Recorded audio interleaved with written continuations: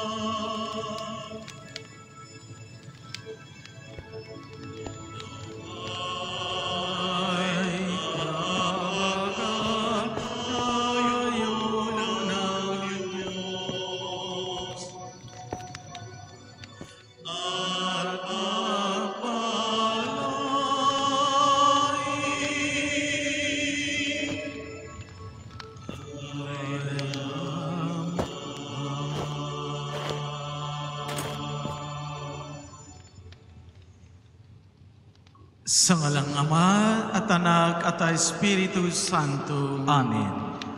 Ang habag ng kapayapaan ay sumainyong lahat. At sumaiyo rin. Mga kapatid, ngayong ipinahahayag din ang Panginoon Jesus ang salita ng pagpapatawad sa atin at inaayahan niya tayo sa pagbabago. Buksan natin ang ating mga puso upang matulungan tayo ng biyaya ng Diyos. Ipagkatiwala natin ang ating mga kapatid, lalo ng iyaong mga nalayo sa nasa Diyos, upang sa 24 ng oras ng ito nakalaang na muling pakikipagkasundo sa isang natatanging paraan. Sa buong simbahan, marinig nila ang tinig ng tagapagligtas na umaakay sa ating at ang nanganyaya sa ating tumahak sa bagong buhay.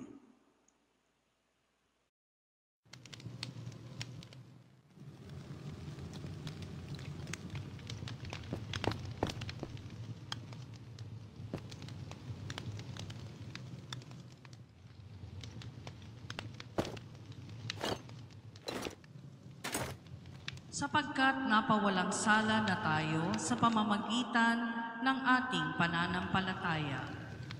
Mayroon na tayong mapayapang ugnayan sa Diyos sa pamamagitan ng ating Panginoong Hesukristo.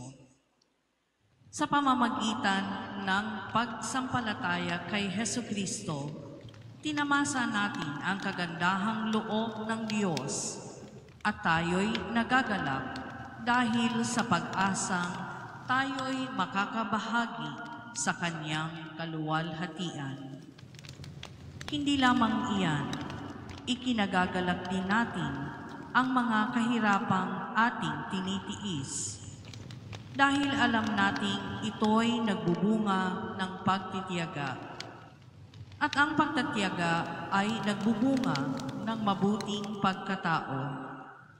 At ang mabuting pagkatao ay nagbubunga ng pag-asa. At hindi tayo binibigo ng pag-asang ito, sapagkat ang pag-ibig ng Diyos ay ibinuhos na sa ating mga puso sa pamamagitan ng Espiritu Santo na ipinagkaloob sa atin.